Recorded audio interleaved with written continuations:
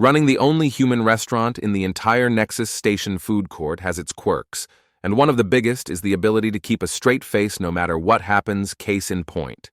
Right now, I'm watching a Tron warrior, 7 feet tall, built like a tank, and covered in battle-worn carapace, genuinely sobbing while eating what any Earth kid would call a mild chicken curry by the sacred moons. What sort of chemical warfare am I witnessing? The warrior's mandibles trembled as he reached for his 4th glass of milk. Fun fact: turns out milk is the universal antidote to spice. Who knew? This little dish? Just turmeric with a dash of cry powder. I wiped down the counter, doing my best not to grin too widely. Pretty standard Earth fare. You should see what we serve when we're aiming to make something truly spicy. The Dron's compound eyes went wide with horror. There are spicier versions? He asked in disbelief. Oh yeah, I replied casually. That's pretty much baby food where I'm from. I gestured to the floating hollow menu above us. Care to try the vindaloo? He bolted out of his chair so quickly it tipped over, joining a growing pile of fallen furniture that had become the unofficial decor of my restaurant this week. I really needed sturdier chairs. Welcome to Morrison's Earth Eats, I called out. The most controversial establishment in the biggest space mall this side of the Orion Arm. I'm Luke Harrison, proud purveyor of humanity's culinary heritage, and according to at least 3 different galactic regulatory bodies, a potential biochemical terrorist. The food court at Nexus Station spans an entire deck, a massive space filled with hundreds of restaurants offering cuisines from all corners of the galaxy. You've got your standard Krylix protein cubes, metamorphic crystalline nutrient formations, and even a Vrixie gas suspension bar. But my little corner of culinary chaos?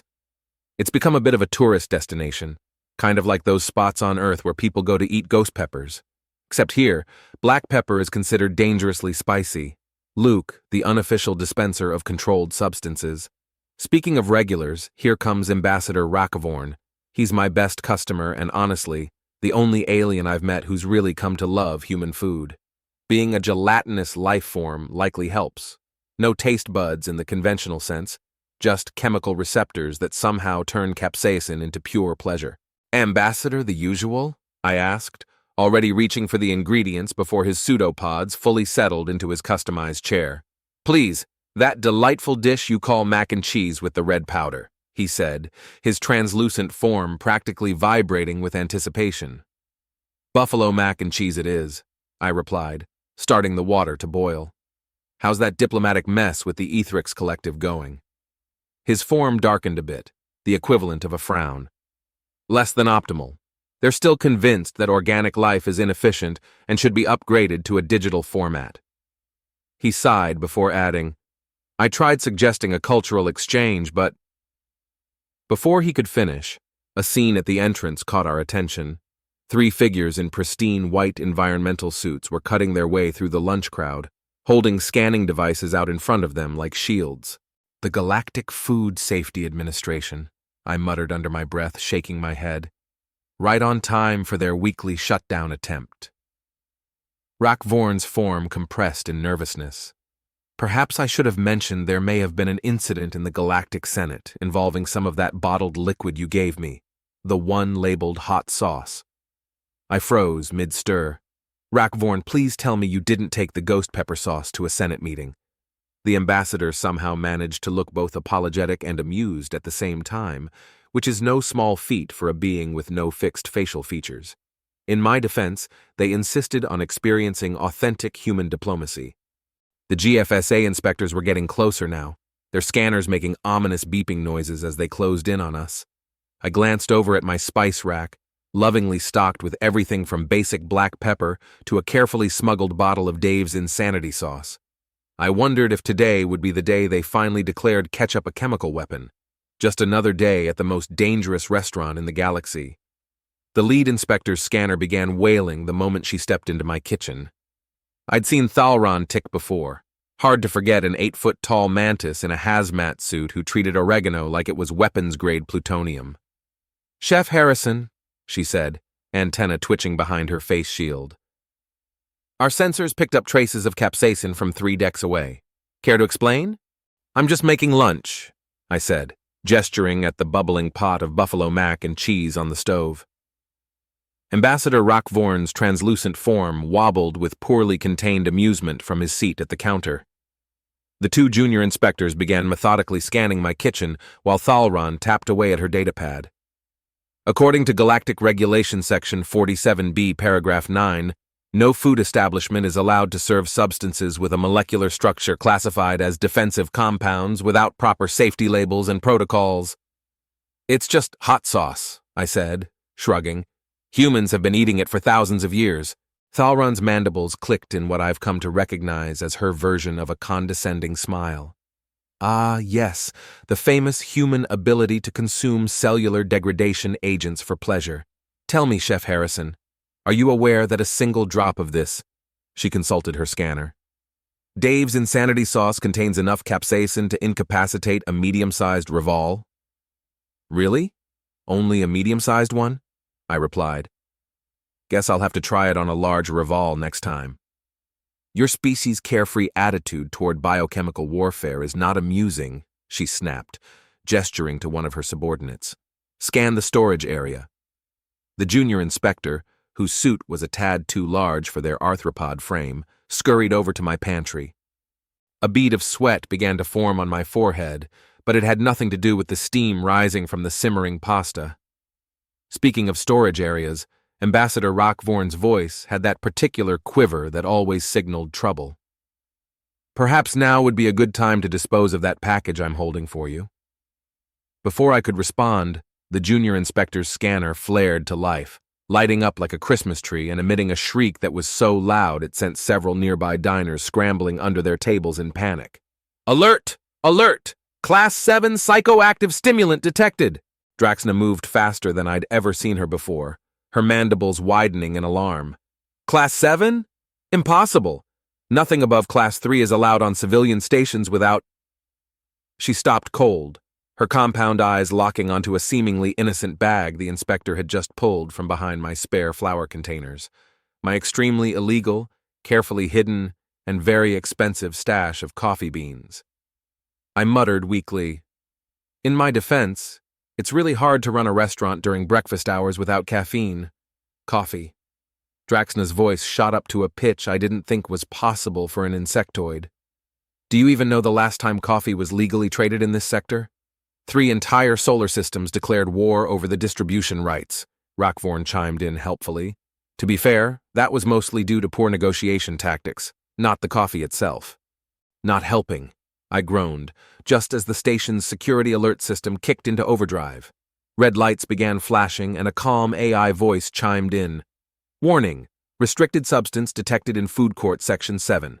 Please proceed calmly to the nearest decontamination chamber. This is not a drill. Warning, restricted substance. Suddenly, all hell broke loose. Customers scattered in all directions. A group of Zoran gas breathers evaporated in panic, and the only ones who didn't seem concerned were a table of teenage Zarth. They were far too busy enjoying their first sriracha-induced endorphin rush to care about any potential contamination. This establishment is hereby quarantined pending a full investigation, Draxna declared, already sealing off my kitchen with projected force fields. Her antenna practically hummed with bureaucratic joy. Chef Harrison, you will surrender all Class 3 and above substances for immediate confiscation and disposal. I glanced at my spice rack, the product of months of painstaking collection, bartering, and yes, the occasional smuggling operation. My gaze shifted to the coffee stash, which had cost me 3 months of profits and an illegal favor from a Vrixie shipping captain. Finally, I looked at the now cold buffalo mac and cheese, the dish that had set all of this into motion. What if— I started slowly, an idea forming. What if I could prove these ingredients aren't dangerous? That they're not weapons, just flavor enhancers? Draxna's mandibles clicked with skepticism. And how exactly would you demonstrate that? Ambassador Rockvorn's gelatinous form practically lit up with excitement. Oh, this is going to be good, he exclaimed, turning toward Draxna. As a diplomatic representative, I formally request a cultural exchange demonstration under Section 12 of the Galactic Cultural Preservation Act. Chef Harrison has the right to prove that these are traditional cultural items, not restricted substances. I could almost see Draxna's mind working, her compound eyes flickering as she scrolled through regulatory databases via her neural implants. That would require a formal testing panel with significant safety protocols, she started, but then stopped herself. And I know just where to find volunteers, I interrupted, grinning and gesturing toward the Zarth teenagers, who were now arm wrestling over the last bottle of sriracha. How about we schedule a little dinner party, I suggested, my grin widening. You don't understand, Ambassador Rakvorn said, his gelatinous form rippling with diplomatic fervor. This is more than just one restaurant. This is about interspecies cultural exchange. We were now in the station's administrative offices, where Rakvorn was trying to negotiate my fate with the Galactic Food Safety Administration's regional director, Varnath, a crystalline being whose facets were turning a concerning shade of red as the conversation progressed. Cultural exchange? Varnath's voice sounded like breaking glass. Ambassador, need I remind you of the Great Wasabi Incident? I winced. That incident was something no one was ever supposed to mention again. Rakvorn protested, though his form slightly clouded in a way that suggested he wasn't as unaffected by the memory as he wanted to appear. It wasn't like that. Varnath projected a holographic recording that made me wish I could vanish into the floor.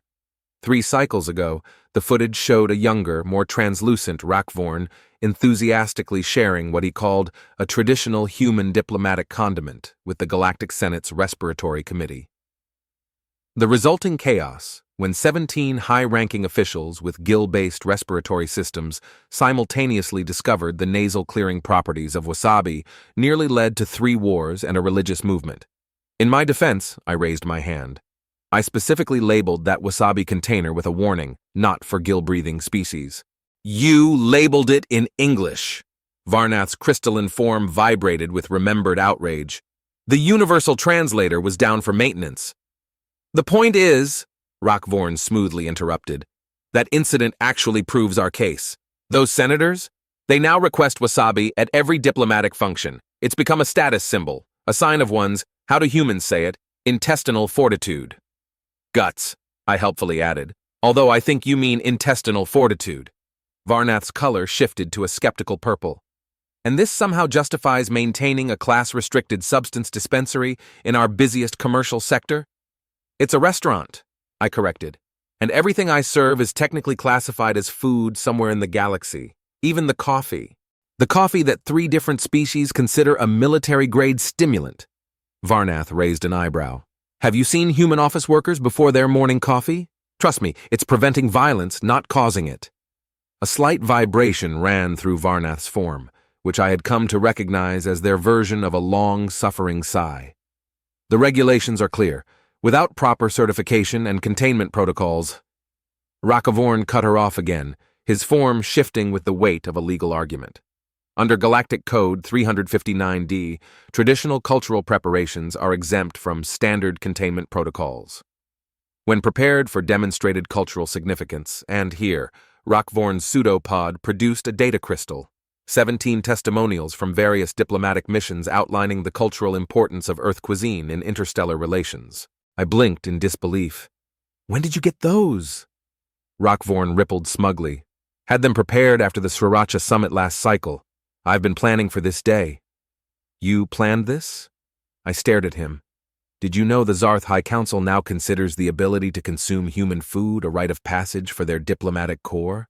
Varnath's crystalline structure underwent a rapid transformation of color as the information sank in.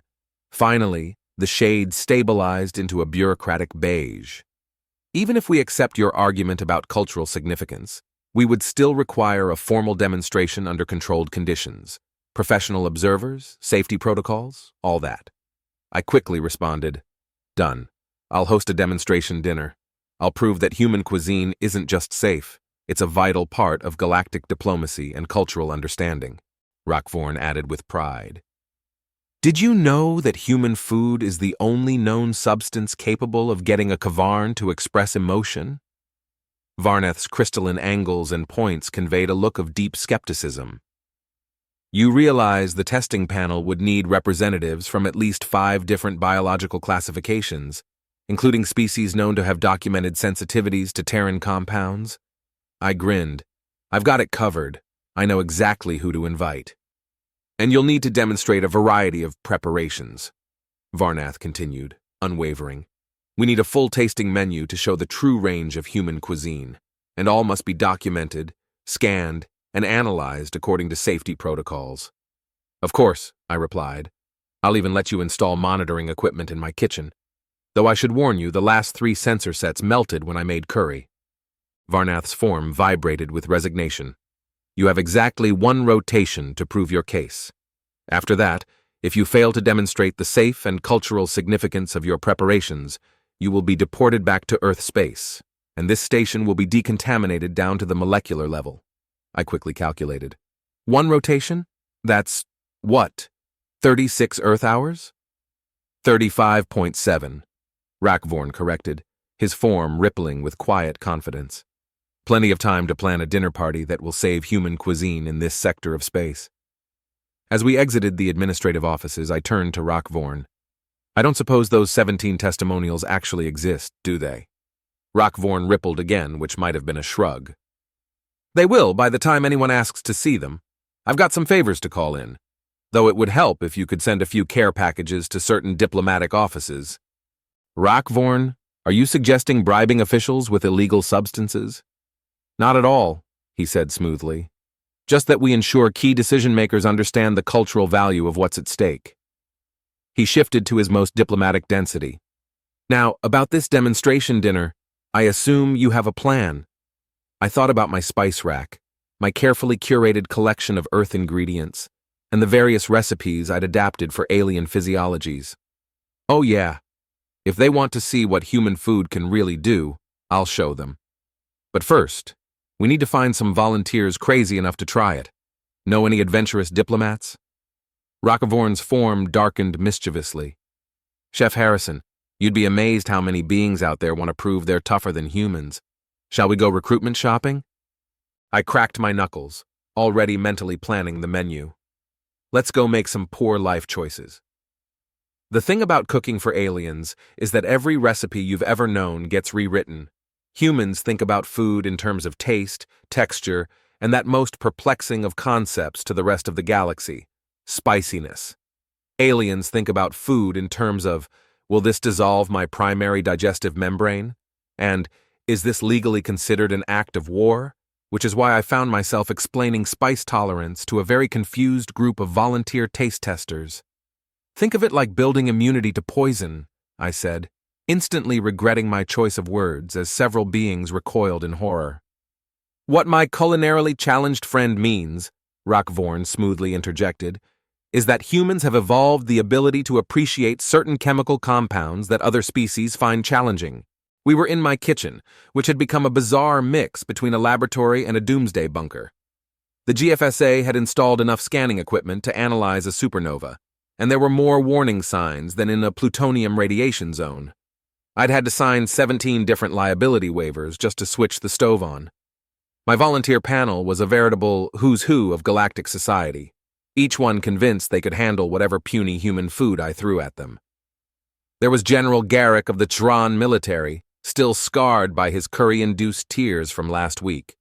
Lady Nixara of the Ethrix Collective, who didn't eat but insisted on participating for computational completeness. And a variety of beings, ranging from energy forms to quantum probabilistic entities. Now, I held up a small shaker of black pepper. We'll start with something basic. Immediately, every scanner in the kitchen went haywire. Alert! Irritant detected! Class 2 defensive compound present! Draxna, supervising from behind a portable force field, clicked her mandibles nervously. Perhaps we should begin with something less aggressive. I glanced at my carefully planned tasting menu, then at the increasingly panicked faces, probability clouds, and energy matrices surrounding me. Right. Let's start with rice. Ah, yes, Lady Nixara's voice chimed through her translation matrix. The famous human carbohydrate chains. Surely these cannot be dangerous? I opted not to mention spicy rice dishes. The next few hours were a rapid immersion in alien culinary psychology. I discovered that what humans consider bland is apparently excitingly flavorful to most species. Plain white rice was declared daringly textured by 3 different critics, and a simple bread roll caused a minor religious awakening in a quantum entity. Who had never encountered yeast-based food before? Fascinating. They flickered through multiple probability states simultaneously. The proteins have been chemically modified through controlled decomposition, yet remain safe for consumption. Humans truly are mad scientists, one of the volunteers remarked, their energy patterns fluctuating in confusion as they tried to process the concept.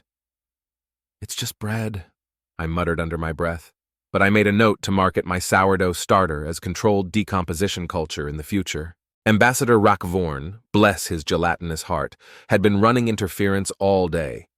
Every time someone got too nervous about a particular ingredient, he'd smoothly demonstrate its safety by absorbing it into his mass. However, even Rockvorn drew the line when I suggested testing the ghost pepper sauce. I may be your friend, Chef Harrison, but I'm not suicidal. The real challenge, however, was designing a menu that would showcase human flavors without causing an intergalactic incident. Every dish had to be meticulously documented, analyzed, and approved before the demonstration dinner. Each item required multiple warning labels and an entire novella's worth of safety disclaimers. What about this one? General Garrick pointed to my test menu with one armored claw. Human black bean soup. I glanced at his species' dietary restrictions. Maybe not. Your kind tends to have explosive reactions to legumes. Explosive? His claw quickly moved to a different dish, as in, the last Dron who tried beans caused a hull breach in Deck 7. I made a mental note to add, beans not recommended for Dron, to the future menu disclaimers. By the end of our testing session, I had a menu that seemed promising. Dishes that pushed the envelope just enough to prove human food wasn't simply chemical warfare, while hopefully avoiding evacuation-level catastrophes. Tomorrow, I announced to my slightly shell-shocked panel of volunteers, we proved that human cuisine deserves its place in the galaxy, that our food isn't just safe, it's an adventure worth taking. An adventure that won't actually kill us, Lady Nixara chimed in hopefully. Probably not, I paused, then added, though maybe stay away from the Vindaloo. As the volunteers filed out, some looking significantly more nervous than when they arrived, Rockvorn stayed behind to help with the prep. You know, he said, carefully measuring spices according to the newly installed safety protocols. There's a betting pool going on among the diplomatic corps about tomorrow's dinner. Oh? I began prepping marinades, each container now requiring more warning labels than a nuclear reactor. What are the odds? I asked. 3, 1 on total evacuation of the deck, 5, 1 on at least one species achieving transcendence through capsaicin exposure, and even money on someone declaring war. I considered this while chopping onions, now classified as a Class 3 irritant. Want to place a bet? Already did. His form rippled with amusement. I bet it'll all go perfectly fine. I stared at him. That's surprisingly optimistic. Not optimism, statistics. In all the time I've known you, everything that could go wrong in this kitchen has already gone wrong. We're due for something to go right. I looked around at my spice rack, turned weapons cache, the industrial-grade warning signs, and the small army of safety sensors. You know what? I'll take those odds. Of course, neither of us had factored in the space pirates, but that's getting ahead of the story. The demonstration dinner began exactly as expected, with a small explosion. It's just garlic bread! I shouted over the blaring alarms. The butter sizzled as the heat did its work. Everything is fine. 3 separate safety protocols have been breached. Draxna was already consulting her emergency procedures manual. The release of volatile organic compounds exceeds safe levels. It's toast, I said flatly. Fancy toast with herbs. The assembled dignitaries, safety officers, and various important beings watched nervously from behind their personal force fields as I plated the first course. Each table setting had more warning labels than a spacecraft airlock, and everyone had been issued emergency neutralization tablets. The human preparation known as garlic bread, Ambassador Rockvorn announced formally, represents a traditional Earth appetizer. Note the careful application of plant-based flavoring compounds. I tuned out his diplomatic speech, focusing on getting the timing right for the soup course. The kitchen sensors were already going haywire from the combination of herbs and spices in the broth. At this rate, we'd set off every alarm on the station before we even reached the main course. Lady Nixara was the first to try the garlic bread. Her crystalline form vibrated with what might have been excitement or terror. The application of heat has transformed these simple carbohydrates into, the texture, the flavor compounds. Is she okay? I whispered to Rockvorn. She's uploading the experience to the Ethrix Collective, Rockvorn rippled reassuringly. I think you just blew several million artificial minds. The soup course went surprisingly well, once I convinced everyone that steam was a normal part of the serving process, and not, in fact, a chemical weapon deployment system. General Garrick actually asked for seconds, though he kept his blast shield up while eating. It was during the main course preparation that everything started to unravel. The station's general alarm blared, not the usual human is cooking with spices alarm, but the serious we're all about to die kind. Alert! Unauthorized vessels have breached the station's defensive perimeter. This is not a drill. Alert! Alert! I looked up from plating the chicken tikka masala, classified as a Class 4 restricted substance due to its turmeric content. Really? Space pirates now? Station security reports multiple boarding parties. Draxna's antenna twitched frantically as she consulted emergency channels. They're targeting the commercial sector. They're heading for the food court. What kind of space pirates raid a food court? I demanded, still focused on plating. These garnishes were not going to waste.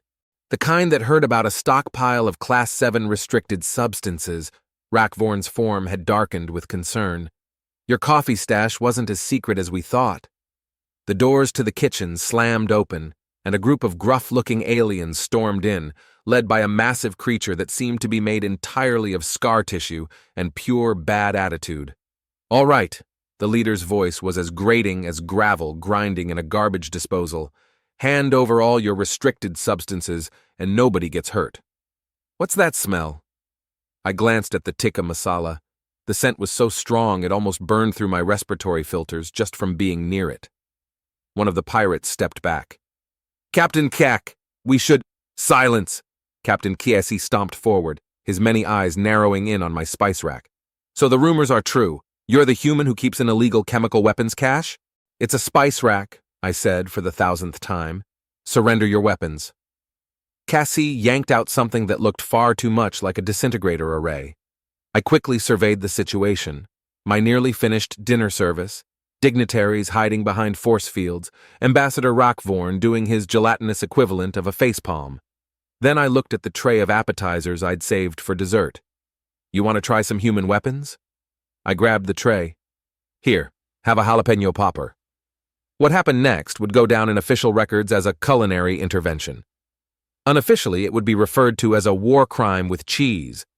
It turns out that space pirates, for all their tough talk and intimidating weapons, have absolutely no tolerance for capsaicin. The first pirate took a bite of the popper, expecting some kind of advanced technology, but instead got a mouthful of breaded, cheese-filled, deep-fried pepper. The reaction was instantaneous and utterly hilarious. My face! The pirate dropped his weapon, all 4 of his hands clutching at his mouth. It's dissolving my face! Don't be so dramatic, I rolled my eyes. It's barely even spicy. But the scene was enough to distract the other pirates. In the chaos, I grabbed my trusty cast iron pan, now officially classified as a blunt weapon in 3 star systems, and started swinging. Ambassador Rockvorn, bless his gelatinous heart, joined in by flinging soup at the pirates with surprising precision. Lady Nixara contributed by broadcasting the pirates' horrified reactions to the entire Ethrix Collective, making them the laughing stock of the digital community. The real turning point came when General Garrick, apparently having developed both a backbone and a spice tolerance, grabbed the tikka masala and threw it straight at Captain Kies. The pirate leader took a direct hit to all 3 of his faces. Fun fact, Kiesi's species is especially sensitive to turmeric. Not so fun fact, their defense mechanism is to release a cloud of toxic spores. Very fun fact, those spores react remarkably with garlic bread. The resulting chaos didn't just clear the kitchen, it cleared the entire deck. Emergency decontamination protocols kicked in, force fields were deployed all over, and the pirates fled in sheer terror, abandoning their weapons and leaving behind several strongly worded complaints about the Geneva Convention. As the emergency ventilation systems hummed to life, clearing the air, I surveyed the aftermath. Against all odds, most of the dinner service had survived. "Well?" I said to the stunned assembly of dignitaries, who were slowly emerging from behind their force fields. "Who's ready for dessert?" I was thinking something mild, like ginger cake. 3 different species fainted on the spot.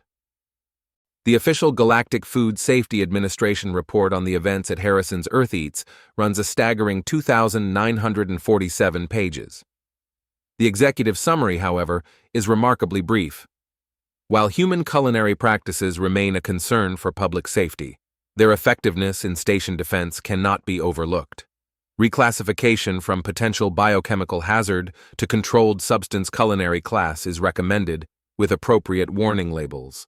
The unofficial addendum, apparently added by Draxna herself, reads, "If you can't handle the heat, stay out of the human's kitchen." I got to keep my restaurant, though now it comes with even more warning signs. The entrance is adorned with a massive hazard board listing potential side effects, including but not limited to spontaneous emotional outbursts, temporary sensory overload, enlightenment, and addiction to flavor. That last one? It brought in more customers. My spice rack now has better security than most bank vaults, and my coffee supply is officially registered as a strategic cultural resource.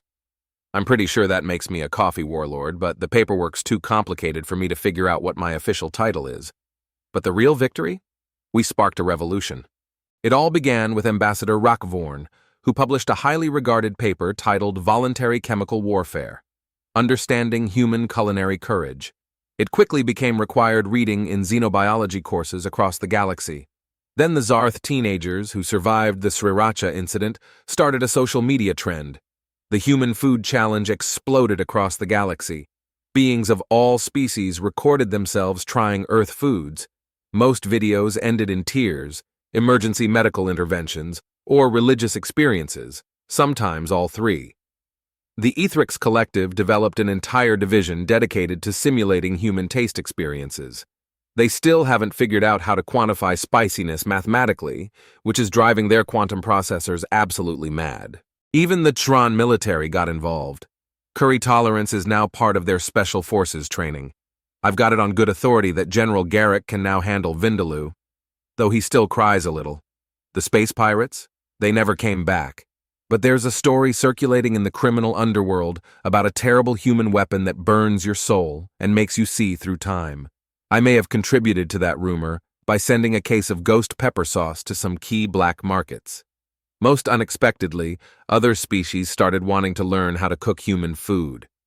Which is why I'm currently standing in my kitchen, watching a young Krylix trying very hard not to pass out while chopping an onion. And remember, always wear gloves when handling jalapenos. I tell her that tears are normal, that it means she's doing it right. "But I don't even have tear ducts," she protests, all 3 of her hands clad in safety gloves, gingerly dicing the peppers. "That's the spirit," I grin. "Wait until we get to the garlic." Ambassador Rockvorn, who now holds an unofficial position as my restaurant's cultural advisor, ripples with amusement from his usual spot at the counter. "You know," he muses, "there's a betting pool on whether your first alien apprentice will survive the training." "Really?" I sprinkle black pepper into the sauce, blissfully ignoring the warning klaxons sounding all around. "What are the odds?" he asks, his form rippling smugly. "Actually," Rockvorn continues, "most of the money's on her graduating to open the first alien-run human restaurant in the sector. The diplomats have developed quite the addiction to your cuisine.